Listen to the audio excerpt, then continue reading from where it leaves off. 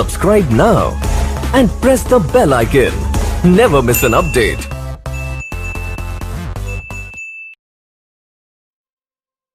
নমস্কাৰ বন্ধুসকল, মোৰ এই নতুন ভিডিঅ'টোলৈ আপোনালোক সকলোকে মই স্বাগতম জনাইছোঁ।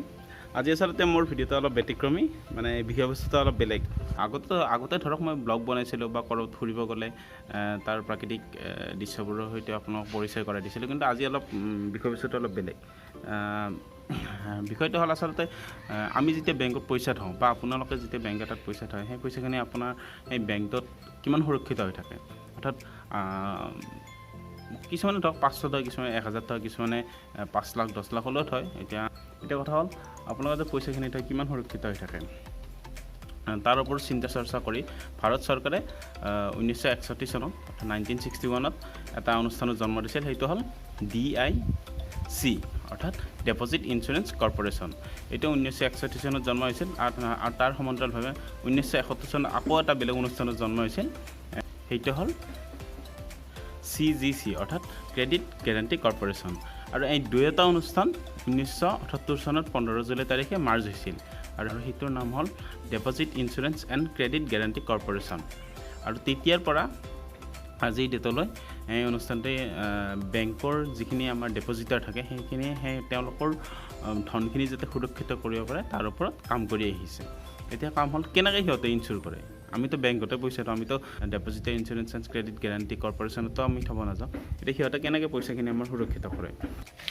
এতিয়া কথা হ'ল 1962 চনৰ পৰা আজিৰ ডেটলৈ এই অনুষ্ঠানটোৱে কাম কৰি আহিছে। আৰু প্ৰথমতে ইয়াৰ পৰিমাণ আছিল, সুৰক্ষিত ধনৰ যিখিনি আপোনাৰ এমাউণ্ট আছিল সেইখিনি আছিল 1500 টকা। যেতিয়া 1962 চনত এই অনুষ্ঠানটোৱে কাম কৰা ষ্টাৰ্ট কৰিছিল, তেতিয়া মেইন মানে ডেপজিটাৰ ইঞ্চুৰেঞ্চ আছিল 1500 টকা, কিন্তু এতিয়া বাঢ়ি 1993 চনত হৈছিল 1 লাখ টকা। আৰু 1993 চনৰ পৰা আজি 2020লৈ এই এমাউণ্টটো বঢ়া নাছিল, আৰু 2020 চনৰ এপ্ৰিল মাহত আমাৰ মাননীয় বিত্তমন্ত্ৰী নিৰ্মলা সীতাৰমণ বাইদেৱে এই এমাউণ্টটো বঢ়াই 5 লাখ কৰিলে। এতিয়া কথাটো হ'ল এই 5 লাখ যে কৰিলে, এই 5 লাখটো কেনেকৈ ইঞ্চুৰ কৰে সেইটো আমি জানিব চেষ্টা কৰিম। ধৰক এতিয়া আপোনাৰ 3টা বেংকত 2 লাখকৈ 6 লাখ টকা আছে। এটা ধৰক SBI, এটা HDFC আৰু এটা north east small financial bank. 2 লাখকৈ আপোনাৰ 6 লাখ টকা আছে বেংকত। এতিয়া আপুনি ভাবিছে চাগে যে আপোনাৰ 6 লাখ টকা কি পথত যদি এই 3টা বেংক মাৰা যায় আপুনি মেক্সিমাম 5 লাখ টকাই পাব, 1 লাখ টকা নাপায়। কিন্তু কথাটো এনেকুৱা নহয় যে আপুনি 10টাই বেংক থাকিব পাৰে, 20টা থাকিব পাৰে, সেইটো ডাঙৰ কথা নহয়। আপোনাৰ কিমানটা বেংকত কিমান পইচা আছে সেইটো ডাঙৰ কথা নহয়। আপোনাৰ যোনটো বেংকত পইচা আছে সেই বেংকত মেক্সিমাম বেংকে অৰ্থাৎ আপোনাৰ চৰকাৰে আপোনাক ঘূৰাই দিব। কিবা অৰ্থাৎ যদি বেংকটো মাৰা যায় চৰকাৰে আপোনাক ঘূৰাই দিব মেক্সিমাম 5 লাখ টকা, যিটো আগতে আছিল 1 লাখ টকা। 2020ৰ এপ্ৰিল মাহৰ আগতে আছিল এইটো 1 লাখ টকা, আৰু 2020ৰ এপ্ৰিল মাহৰ পিছত হৈছে এইটো 5 লাখ টকা। অৰ্থাৎ আপোনাৰ 10টাই বেংক থাকিব পাৰে, ডাঙৰ কথা নহয়। 10টা বেংকত যদি 4 লাখকৈ পইচা থাকে, আপোনাৰ 10 4 গুণ 40 লাখ পইচা থাকিব। আৰু 40 লাখ আহিছে, 10টা বেংক গোটেইকেইটা যদি কিবা অৰ্থত ফেইল হয় বা ডুবি যায়, তেতিয়াহ'লে চৰকাৰে আপোনাক সেই 40 লাখ টকা গোটেই ঘূৰাই দিব। আৰু ধৰক এই 10টা বেংকৰ এটাত ধৰক আপোনাৰ 5 লাখতকৈ বেছি আছে, বাকীকেইটা বেংকত আপোনাৰ 5 লাখতকৈ কম আছে।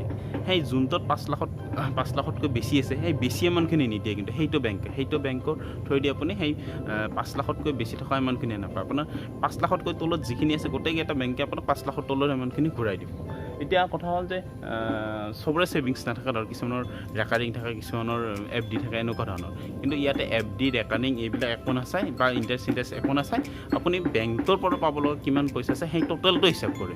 ইয়াত FD বা ৰেকাৰিং এনেকৈ হিচাপ নকৰে। ইয়াত এটাই হিচাপ কৰিব যে আপুনি বেংকৰ পৰা বেংকত কিমান পইচা জমা থৈছিল, আৰু বেংকটো ডুবি যোৱাৰ সময়ত আপোনাৰ সেই বেংকৰ পৰা পাব লগা পইচা কিমান আছিল, গতিকে সেইটোৱে হিচাপ কৰে। গতিকে আপুনি ডিফাৰেণ্ট বেংক থাকিব পাৰে, এইটো ডাঙৰ কথা নহয়, কিন্তু প্ৰত্যেকটা বেংকৰ পৰা আপুনি 5 লাখতকৈ ওপৰত ক্লেইম কৰিব নোৱাৰে। মেক্সিমাম আপুনি যদি ক্লেইম কৰে 5 লাখ টকা। আৰু যেনেকৈ আমাৰ হেল্থ ইঞ্চুৰেঞ্চ থাকে, কাৰ ইঞ্চুৰেঞ্চ থাকে, বা বিভিন্ন ইঞ্চুৰেঞ্চ থাকে আৰু টাৰ্ম থাকে, আৰু সেই ইঞ্চুৰেঞ্চবোৰক আমি আচলতে প্ৰিমিয়াম এটা দিব লগা হয়। ঠিক তেনেকৈ এইটো আমি যে আমাৰ জমা থোৱা পইচাখিনিৰ ওপৰত এটা ইঞ্চুৰেঞ্চ কৰা হয়, সেই ইঞ্চুৰেঞ্চটো আমি এটা প্ৰিমিয়াম দিব লাগে। আমি দিব নালাগে, সেইটো বেংকে দিয়ে। আমি জাষ্ট পইচাটো জমাই থওঁ, আৰু সেই বেংকে পইচাটো আপোনাৰ 100 টকাৰ এগেইনষ্ট 10 পইচাকৈ দিয়ে। সেইটো আমাৰ পৰা নাকাটে, সেইটো বেংকে নিজে DICGC পে' কৰে। আৰু এইটো 6 মাহৰ মূৰত পে' কৰে আপোনাৰ বছৰত 2বাৰ হয় আৰু কিবা কথাত বেংকে আপোনাৰ জমা থোৱা পইচাৰ এগেইনষ্টে যদি বেংকে সেই পইচাটো DICGCক ফেইল কৰি দিয়াত অৰ্থাৎ আপোনাৰ একবাৰ ফেইল কৰিলে একো নহয় কিবা কথা 3টা কিস্তি অৰ্থাৎ 18 মাহ 6 মাহকৈ আপোনাৰ 3টা কিস্তিত যদি ফেইল কৰে 6 মাহৰ ব্যৱধানত আচলতে এই কিস্তি প্ৰিমিয়ামটো বেংকে DICGCক পে' কৰে 6 মাহৰ ব্যৱধানত আৰু 3টা কিস্তি অৰ্থাৎ 18 মাহ যদি কিবা কথাত ফেইল কৰে বেংকে সেই প্ৰিমিয়ামটো দিয়াত তেতিয়াহ'লে আপোনাৰ পইচাখিনি কিন্তু সুৰক্ষিত হৈ নাথাকে গতিকে আপোনাৰ কিবা যদি ডাউট আছে তেতিয়াহ'লে বেংকৰ বিষয়ৰ লগত কথা পাতিব এই বিষয়ে তেওঁলোকৰ বেংকৰ ৰেজিষ্টাৰ্ড হয় নে নহয় হয়ে আচলতে প্ৰত্যেকটা বেংকে আচলতে DICGC ৰেজিষ্টাৰ্ড হয় আৰু এতিয়ালৈ যদি আমি চাব যাওঁ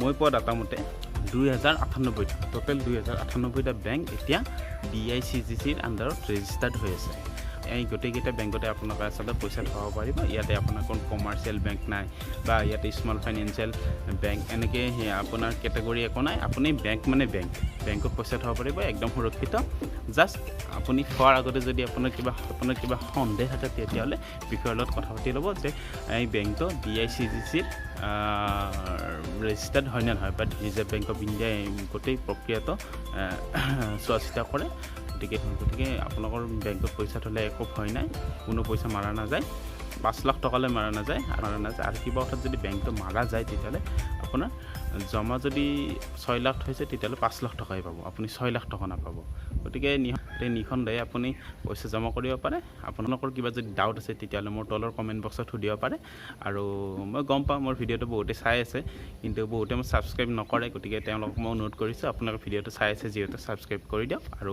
মোৰ যদি এই বিষয়বস্তুটো আজি ভাল লাগিছে তেতিয়াহ'লে তলৰ কমেণ্ট বক্সত কমেণ্ট এটা দি দিয়ক আৰু কিবা যদি ভুল হৈছে মোৰ বিষয়বস্তুটো উত্থাপন কৰোঁতে তেতিয়াহ'লে মোক আঙুলিয়াই দিয়ক ধন্যবাদ